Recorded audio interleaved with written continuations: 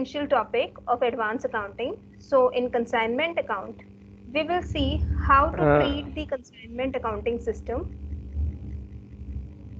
and we will also start understanding about the basic concepts of consignment accounts.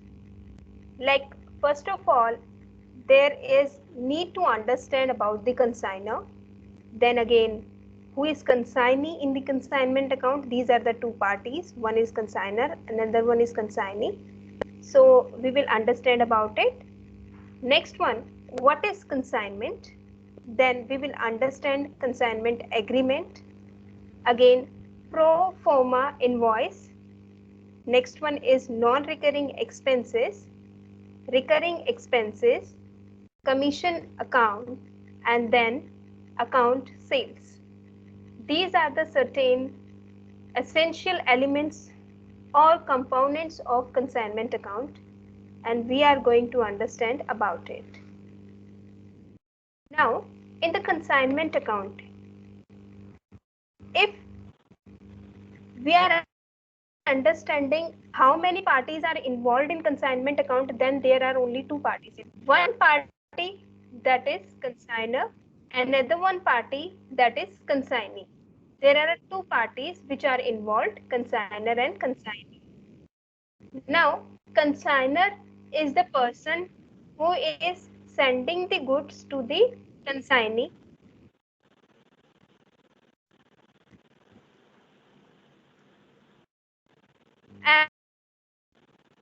And now, in the consignment account, consignor is the person who is sending the goods, but the title of the goods is still vested in the hand of consignor. And in case of consignee, consignee has the responsibility to take the goods, and then it is the responsibility of the consignee to sell the goods in the market. Now, consignor is the owner of the goods. He is the principal, and consignee plays a role of agent here. And what the consignee is getting ultimately, consignee is getting commission on the basis of sales. On the other hand, consignor gets an opportunity through which consignor can sell the goods, because if in any of the case consignor is not able to concentrate on the sales, then he can hire the consignee for this purpose. So in that case, let's talk about what is the role of these two parties, means the consignee and the consignor. Here, consignee is the person, as I told you, the goods are under the custody of consignee, and the title of the goods is still vested in the hands of consignor. So this is the responsibility of the consignee, that sales must be there of all the products which assigned by the consignor to the consignee. Now, consigned goods belong to still to the consignor only, not to the consignee. Consignee has the custody of the goods, but not the title of the goods. Now, one essential element of the consignment, that is pro forma invoice. In the pro forma invoice, there is a kind of information. There is a description of the about the goods, about the price, about the description about the color, boxes, units, about the products. It means full description about the products which are consigned to the consignee through the consignor. Now, in that case, this is a pro forma invoice which is prepared by the consignor only, and consignor has the duty to perform prepare this pro forma invoice and send it to the consignee together with the goods. Now, it is a kind of statement. It is a kind of statement. In that statement, all the details about the product or about the goods, like the quantity, like the price, other description which are required, that must be inserted inside the pro forma invoice. Now, first of all, when this is a kind of dealing between consignor and consignee, this is a kind of contract between the two parties. Now, there are various expenditure which are incurred either by the consignor consignor or by the consignee. There are two parties, consignor and consignee, and what happens, there are few expenditure which are incurred by the consignor and few expenditure which are incurred by the consignee. There are two kind of expenses. Expenses number one, that is recurring expenses, and expenses number two, that is non-recurring expenses. Recurring expenses means repetitive nature of expenses which are repeatedly occurring again and again, and those expenses which are not in a repetitive nature, which once occurred then doesn't occur again. So it means these are the expenses which are recurring, means you have to repeatedly pay the expenses. So there, in case of consignor also and in the case of consignee also, we do have the recurring natures of expenses, such as in case of consignor, we can see here on the left side that bank charges, expenses on damaged goods, sometimes called as recurring nature of expenses. There are very few expenses of the consignor which are recurring in nature. Generally, maximum expenses are related with the non-recurring nature. And in case of consignee, there are various kind of expenses. Among those expenses, there are various expenses which are recurring in nature, like godown rent. You have to pay repeatedly every month godown rent, storage charges, insurance charges, brokerage, advertising, salary to salesmen, expenses on goods return, expenses on goods damage, commission on sales, and establishment expenses. These are the certain recurring nature of expenses which consignee has to bear.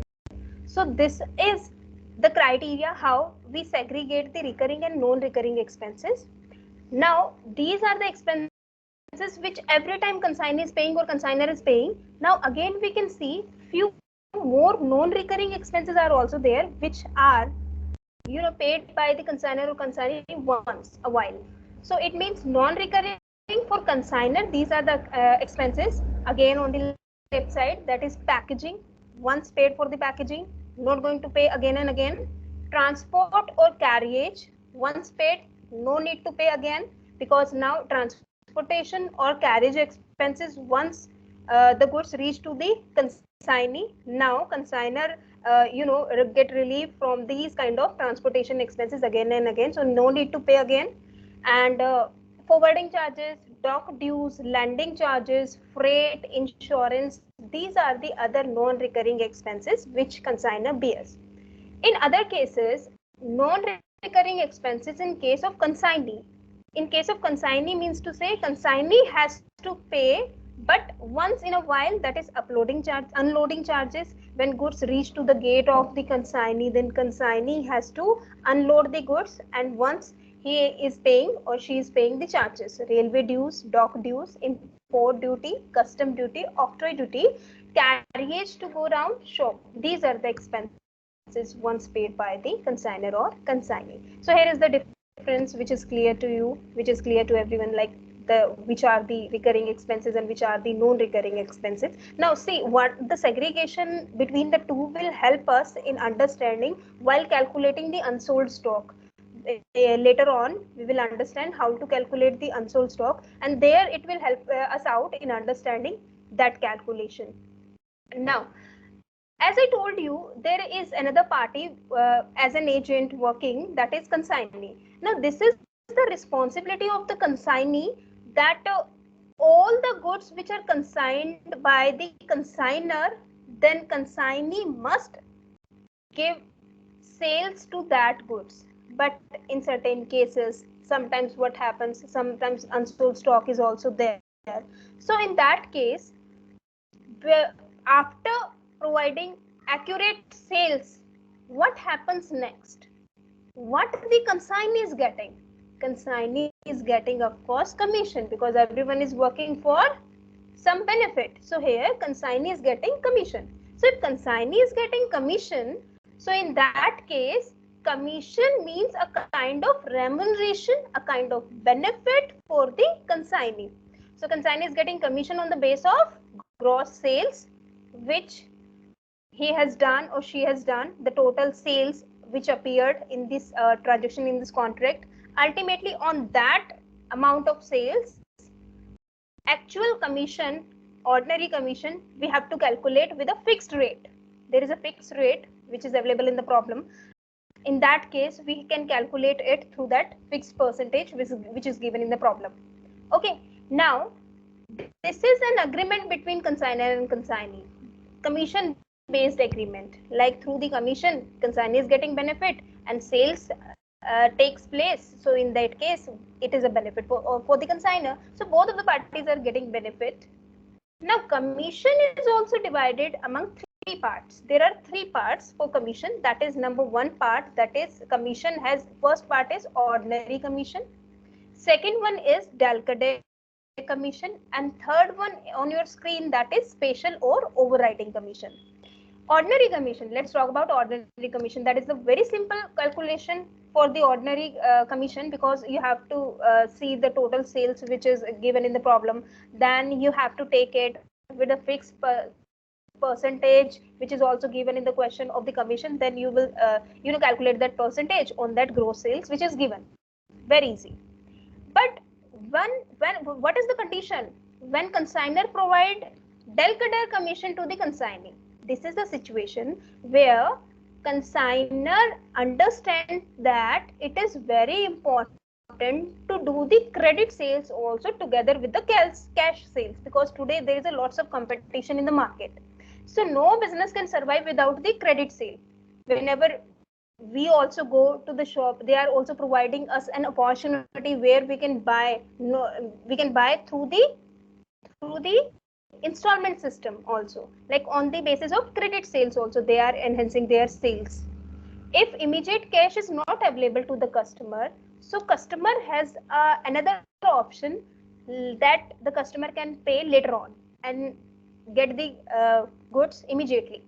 So in that case, in that opportunity, Dalkadare commission also provided by the consignor to the consignee, so that in that case, if consignee is doing sales on the credit basis, and it may be possible that in future the credit sale will not convert into the liquid form or in the cash. Sometimes debtor default, they do not pay the amount. So if some debtor convert in bad debts in future, then the loss is the responsibility of the consignee in case of the Dalkadare commission. If there is a Dalkadare commission, then this is the responsibility of the consignee to handle those losses. This is burden of consignee, not the consignor. Consignor has no loss in that case. This is total loss of the consignee if bad debts happens. In another case, if there is no such kind of commission provided to the consignee by the consignor, if there is a no Dalkadare commission, so in that case all the loss of bad debts, that is the loss of the consignor, not the consignee. This is the loss of consignor, and consignor will show it in the consignment account. We will understand what are the consignment accounts and other accounts. We will understand and go through that. So in that case, this is the loss of consignor if he or she is not paying any kind of Dalkadare commission to the consignee. But if it is existing, then in that case, this is the loss of consignee. Then there is no relation with that kind of bad debts to the consignor. So Dalkadare commission protects the consignor.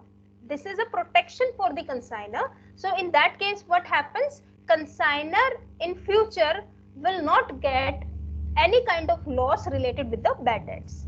So this is a benefit on behalf of the Dalkadare commission which consignor can get.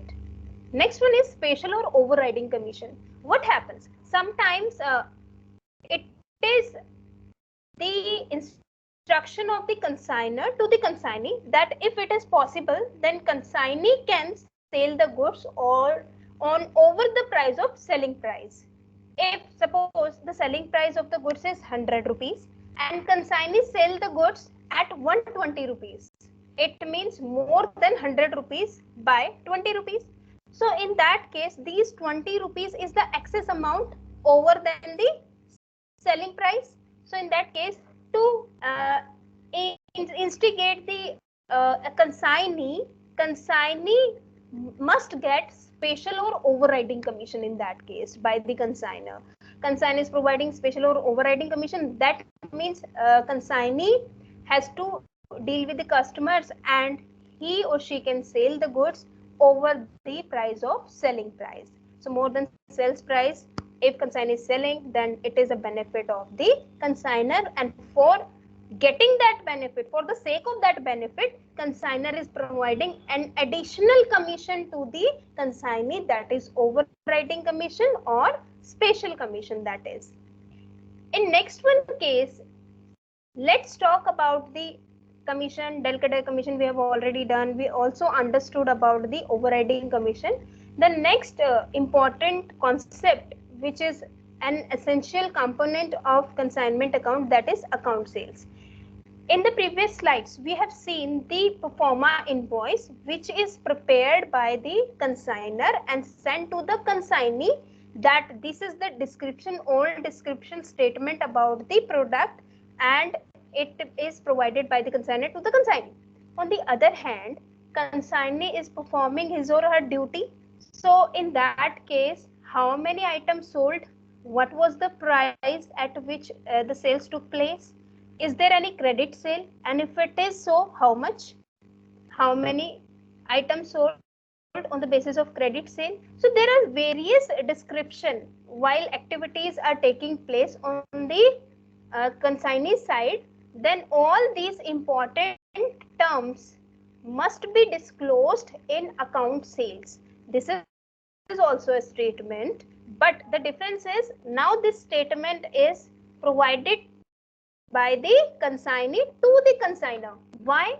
Because consignor has to do the entry in the records. He has to maintain the records. So for the sake of records, proper record entries, this is required that consignee must provide the relevant information so far take place into his end, in his end. So in that case, consignee providing this account sales information, in which there is a particular pro forma, where consignee is providing all the transaction, all the activities which so far occurred, and about that consignee is providing business details, transaction details, about the details of the goods, about the price, and all the description is there. Here is the pro forma we can see. It might vary. Pro forma is not necessary that must be same. That may vary according to the contract to contract, according to the consignor relationship. So it is one of the pro forma which I am showing you. Here we can see that all the particulars, all the details, all the transaction, on which date they took place. So all the description consignee can send to the consignor in account sales. This is the information. Now let's talk about the accounting treatment. Accounting treatment means to say, here two parties are involved. Two parties means to say one is consignor, another one is consignee. So in that case, if there are two parties, then this is definitely very important that each and every party has to maintain some books of account, to maintain the records. So in that case, if consignor is maintaining the records, then in that records they have to prepare three kind of accounts. Number one, that is, we can see on the screen on the left side, that is consignment account. It is prepared by the consignor. Then consignee's account, and again a very small account, goods sent on consignment account. These are the three essential accounts which are prepared by the consignor in his books of accounts. On the other side, let's talk about the consignee. Consignee also maintains the book. And why? Because he also has to record all the entries, all the transactions, because he cannot remember all the entries, and he cannot calculate his commission without entering. So there is requirement that he or she must give the entries to all the transactions which took place. So that's why consignee is also preparing consignor's account and commission account. These are the two basic accounts which are relevant for the consignee. Let's talk about the entries. There are a certain kind of transactions which are happening in this contract, particular contract. So here are the books of consignor first of all. On the other side, we can see the books of consignee. Both of the books are available there. So in both of the books, let's see how entries take place. Now, in that case, goods sent on consignment. First entry, when consigner is sending goods to the consignee. Here is consigner sending the goods to the consignee. So goods are released by the consigner and so far not reached, now reaching to the consignee. So in that case, two accounts are influenced in the books of consigner. That is, first one account consignment account, another one account is goods sent on consignment account. So in that case, the entry will be consignment account debit to goods sent on consignment account. Consignment account is a nominal account. So what is the rule of nominal account? Debit all the expenses and losses, credit all the incomes and gains. So in that case, what we released, that is goods, so we are debiting into the consignment account. Now there is no such kind of entry in the consignee's book because he's not maintaining any kind of consignment account, we know that. Second one entry, expense by consigner. Now it is mandatory the consigner is incurring a few kind of expenses, of course, because until the goods are not reaching last up to the go down or the place to the consignee, before that all the expenses must be borne by the consigner. So consigner is doing various kind of expenses. So in that case, that is done through the bank account, because we are not going to mention the name of the consigner, because these books which are we are maintaining, these are consigner's books, so we cannot show the name of the owner of the books in the books. So that's why bank account, we will do the entry through the bank account, because while paying for the expenses, bank account reduced. So that's why consignment account debit to bank account, because in the consignment account we paid for certain expenses and through the bank. So again, no entry in the consignee's books. Next entry, expense by consignee. Now consignee become activate and now goods reach to the consignee. Now consignee has to incur few more expenses. So these are the expenses which is done by the consignee. So consignee is also giving entry for that, because ultimately that will be charged by the consigner, because ultimately consignee is not going to bear that. That is the responsibility of the consigner. So that will be charged to the consignment account. So that's why expenses by consignee, first entry you can see here, that is consignment account debit to consignee's account. It means consignor is also doing the entry and consignee is also doing the entry in his own accounts. So both of the parties are doing the entry of this particular entry, this expense by consignee. So entry will be consignment account debit to consignee's account, because this is done by the consignee. And we can give name of the consignee here in the consignment account, because these are not the account of consignees, these are the accounts of consignor.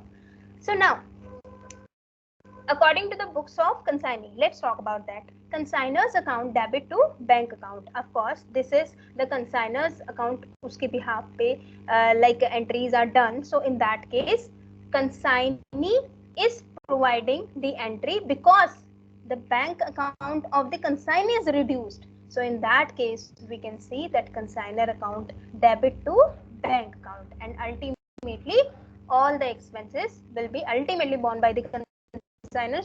So that's why consignor account debit to bank account reduced of the consignee. Now next entry we can see goods sold. Now when the goods sold, the entry will be consignee's account debit to consignment account, because when goods sold, ultimately sales price received or value of the goods received by the consignee. Now all the amount is in the hands of consignee. So ultimately we have to do pass the entry where we will debit the consignee and credit the consignment account, because when we are receiving something, then consignment account is a nominal account, and here we will give the entry on the credit side. So consignee's account debit to consignment account. On the other side, let's talk about the consignee. So the entry will be bank or debtor account debit to consignor's account, because bank account increases in case of cash sales and debtors are increasing in case of credit sales, because both of the sales can happen in case of consignee, because consignee has the consignee has the responsibility to create any kind of sales, whether it is cash sales or credit sales. Both of the sales will be there. In that case, if cash sales is there, then bank account will be debited, and in case of debtors are there, credit sale is there. So in that case, debtors account debit to ultimately consignor's account, because ultimately the amount will reach to the consignor account. So now next one, commission. Now consignee is doing all the things just for the sake of commission. So in that case, commission is to be charged by the consignee from the consignment account. So consignment account will be debited again, because this is the nominal account and we debit all the expenses and losses. So in that case, consignment account debit to consignee's account. Again, in the accounts of consignee, let's see, consignor's account debit to consignee commission account, because this commission is charged through from the consignor. Consignee has to charge the commission from the consignor.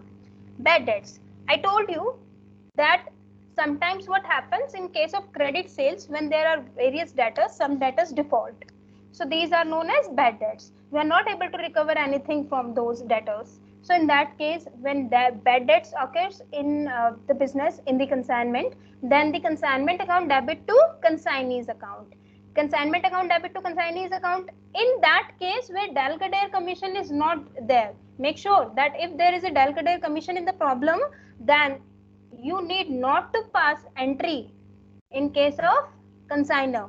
No entry will be there in case of consignor when there is a bad debts, but the consignor paid Delcadaire commission, because he got protection by paying Delcadaire commission. Now whole of the responsibility of the bad debts is in the hands of, on the head of consignee, of course. So bad debts is there, but there is no Delcadaire commission, then the entry will be consignment account debit to consignee's account, because we are charging bad debts from the consignment account and we are providing this kind of loss on the debit side of the consignment account.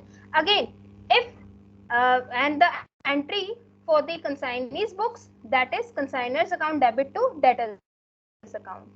Okay, because the whole of the loss is in the hand of consignor. Now let's talk about the bad debts, but there is a Delcadaire commission received by the consignee. So this is a very good situation for the consignor, because consignor had need not to worry about the bad debts, because he has already paid Delcadaire commission. Now in that case, no entry will be there in the consignment account, but this is a loss of consignee. So commission account debit to debtor's account. So ultimately the bad debts will be charged through the commission which he or she received from the consignor as Delcadaire commission. Next one is payment made by consignee. See what happens. There is a payment made by the consignee. Payment, which kind of payment we are talking about? This is a payment which consignee received through the sale. After selling the quantities, the goods, ultimately consignee got an amount. So this amount will be transferred to the consignor. So consignee will remit this amount to the consignor. So now consignor is getting that amount, so the bank account will increase. So entry will be bank account debit to consignee's account, because it is received by the consignor from the consignee. So in that case, consignee account is to be credited. On the other side, let's talk about the consignee. Consignee paid the amount to the consignor. So bank account reduces. Bank account reduces, so we credited the bank account, and the amount paid to the consignor, so we debited the consignor account. Okay. Now ultimately closing stock. Let's talk about the closing stock. Sometimes what happens, this is also possible that unsold stock is there, closing stock is there in the problem. So in that case, in that consignment contract, whole of the consignment unsold stock is sent by the consignee to the consignor ultimately. So in that case, stock on consignment account, or you can use the word unsold stock account debit, again because we have received that unsold stock in the accounts. So when we receive, then it must be debited. Unsold stock debit to consignment account. On the credit side of the consignment account, we will show the unsold stock entry. We will see that when we will prepare the accounts. And there is no entry in the books of consignee. I hope you understood about all the entries, about all the transaction which we gone through so far. Let's talk about the first account which we prepare, that is in the books of consignor's account. In the books of consignor first of all prepares consignment account. This is the format how we prepare the consignment account. So in that case, we can see in the consignment account, goods sent on consignment account, we can see here that on the debit side, the goods sent on consignment account. On the credit side, we also done few entries. Let's talk about one by one. So in that case, we can see that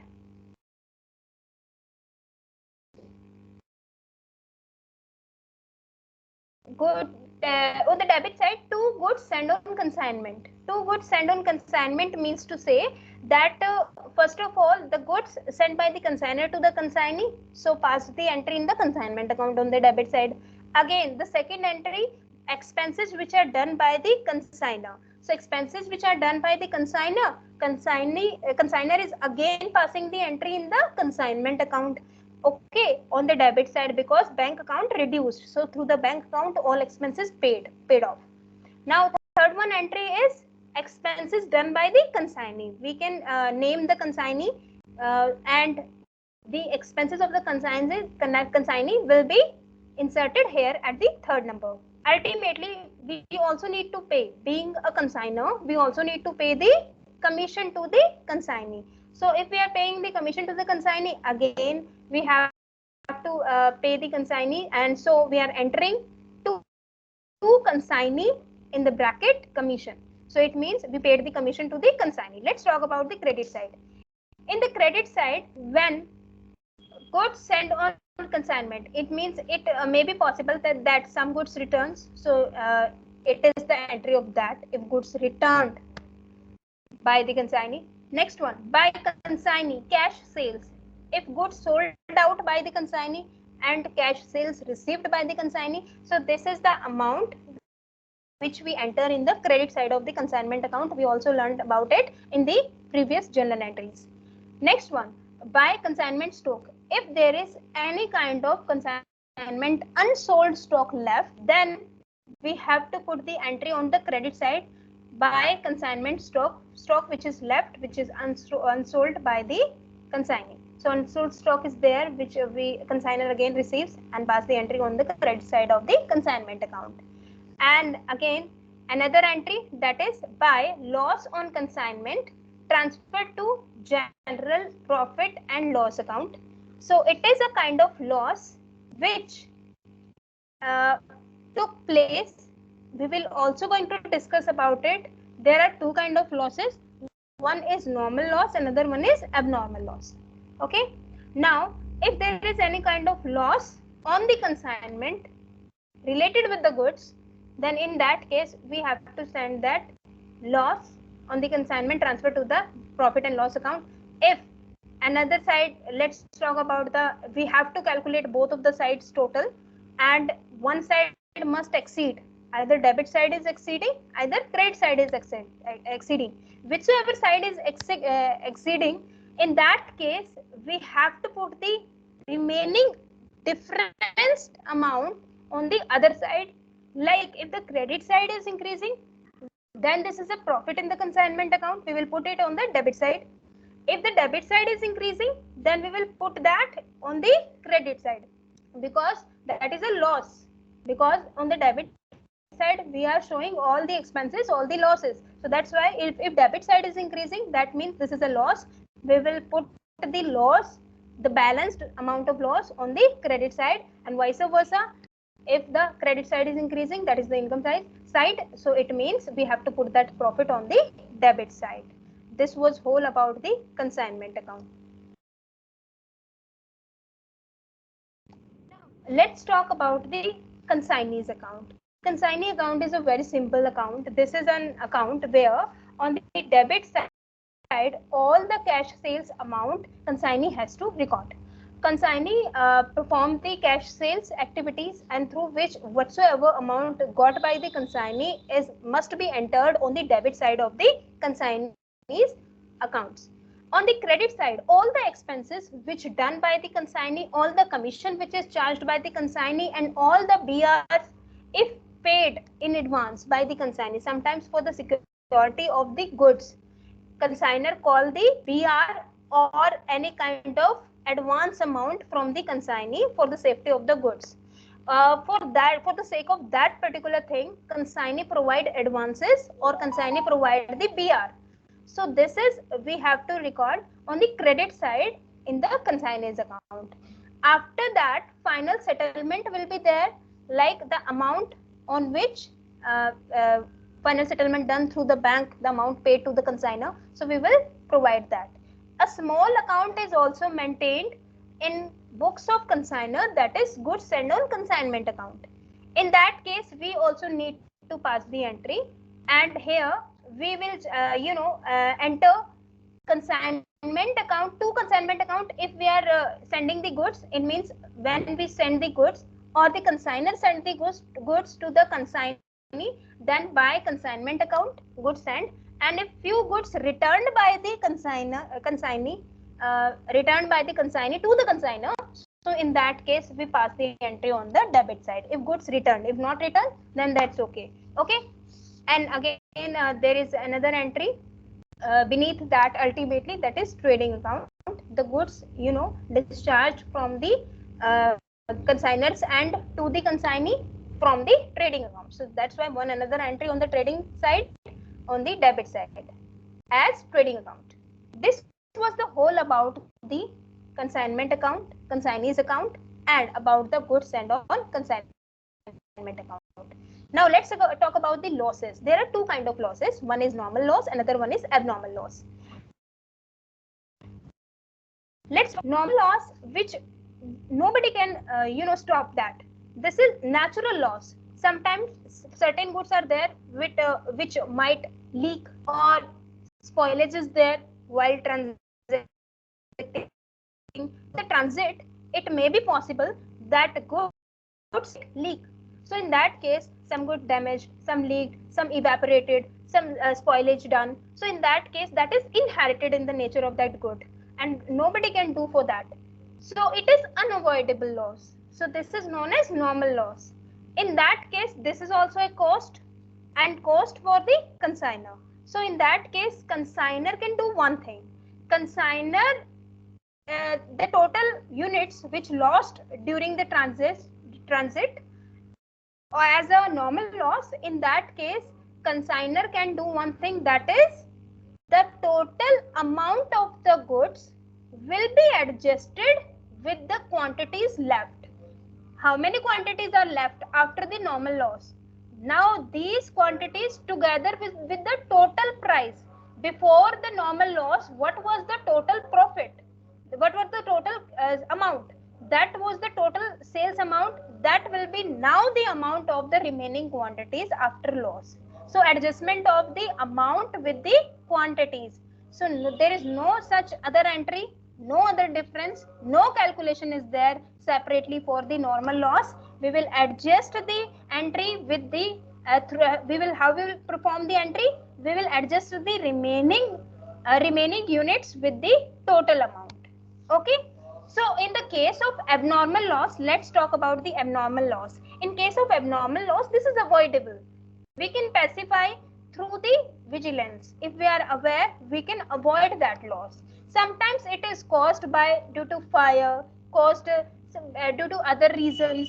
So it might be possible that abnormal loss may be there in the problem, or it may be there in the contract, in the consignment accounts. So in that case, there is a separate treatment for the abnormal loss, because this is not a normal thing. That is, this is not appearing all of the time. This is not the by nature thing. So in that case, abnormal loss is entered separately into the accounts, and there is a calculation method for the abnormal loss. We are going to understand about that. After taking into consideration through the formula, abnormal loss amount will be again entered into the consignment account. Okay, here we can see this is the formula for calculation of abnormal loss, which we enter in the consignment account on the credit side. This is how we value the abnormal loss. First of all, total cost before abnormal loss. What was the total amount? What was the total cost before abnormal loss happened? So that we have to take the total cost, including the expenses also. Make sure that you are taking all the expenses done by the consignor and consignee. So here it is relevant for the calculator, that the person who is calculating, he must remember that total cost before abnormal loss happened, that price must be taken into consideration, divided by total quantity in units. Total quantity, what were the total quantities before abnormal loss? We have to divide both of the things in the numerator and denominator. Then ultimately multiply the units which we lost.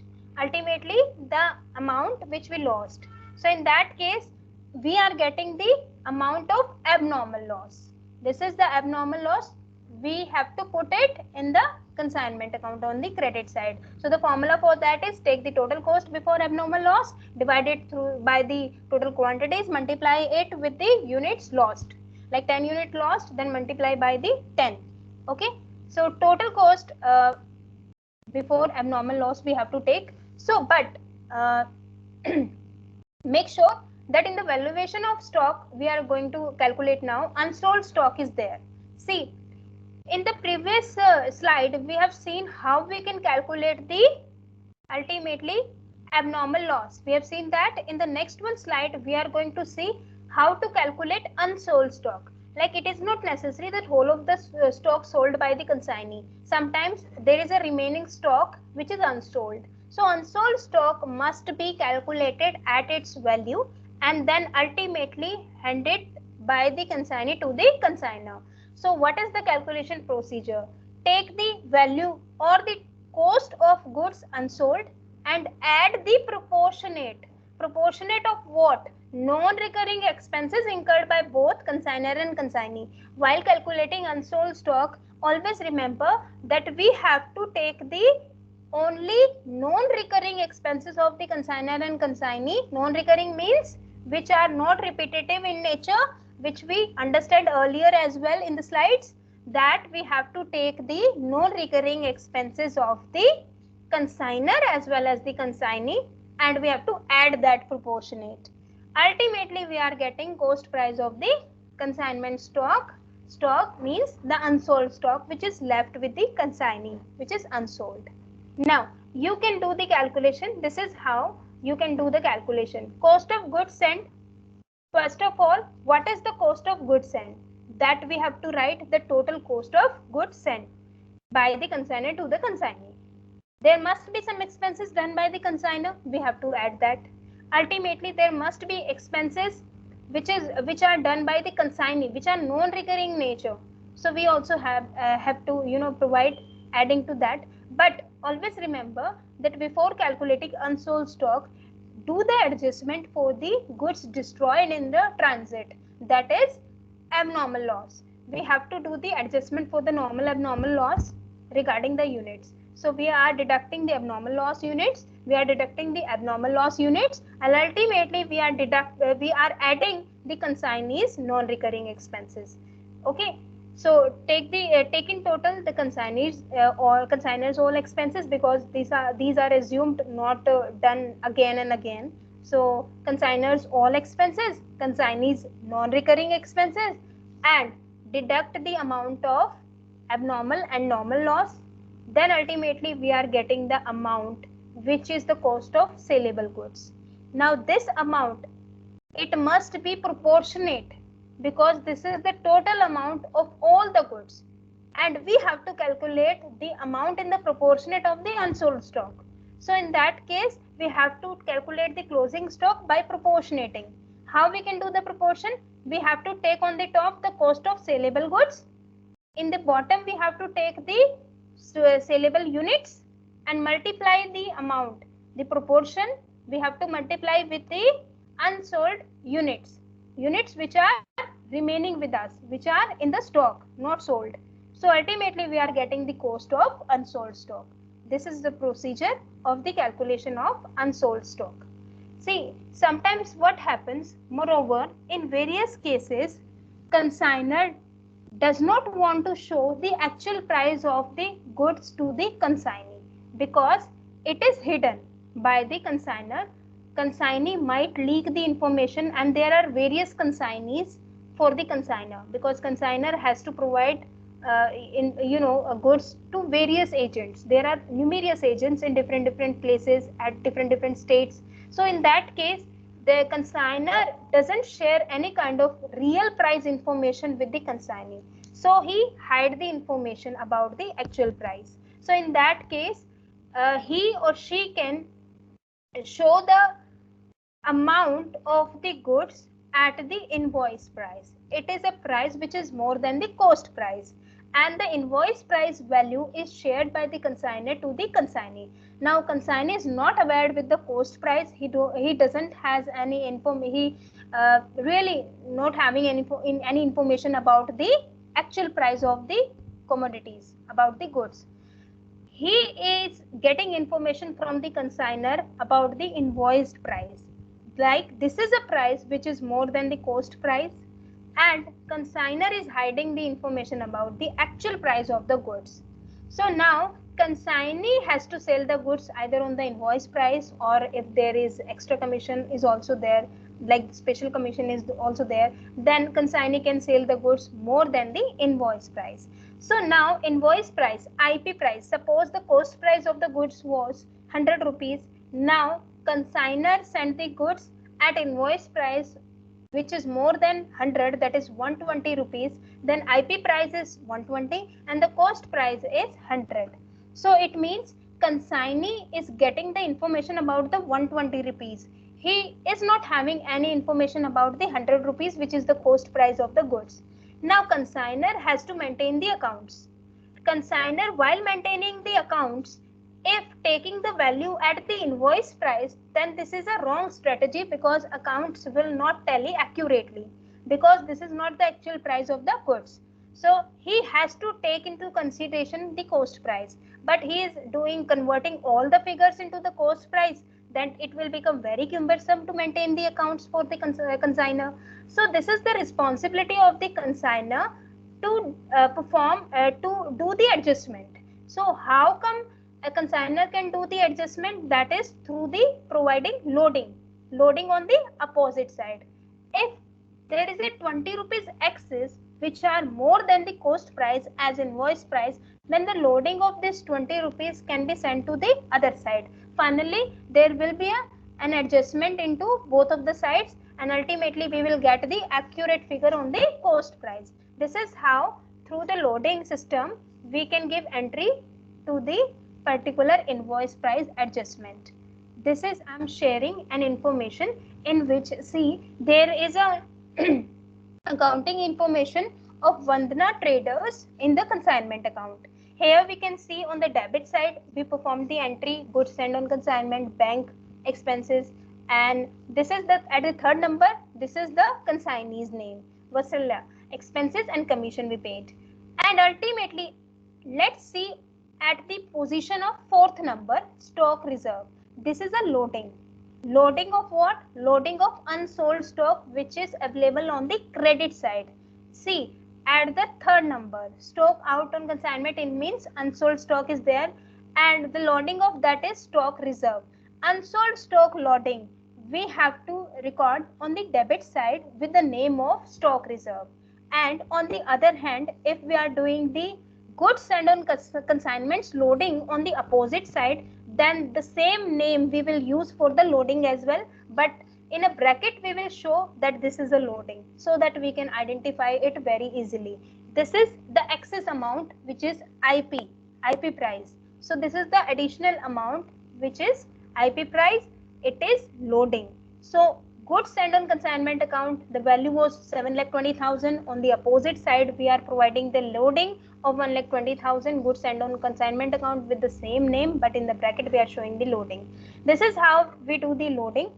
If there is goods sent on consignment, then loading with the same name, and if there is unsold stock, because these are the two terms which are involving the invoice price, that's why we have to adjust both of the amounts. And on the opposite side of the unsold stock, like if recorded unsold stock on the credit side of the consignment account, then on the debit side we can show the stock reserve.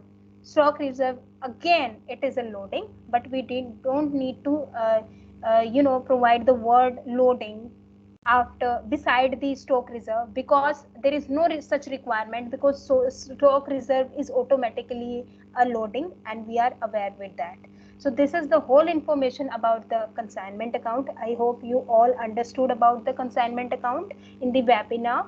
And this was the complete transaction treatment, complete journal entry system, number of account which we prepared. This was the whole about that consignment account. We understood about the types of recurring and non-recurring expenses. We understood about the types of commission, how we can calculate the unsold stock, how we can calculate the different other abnormal loss treatment and other treatments also. That's all for today. That's all for the webinar. Thank you very much, everyone.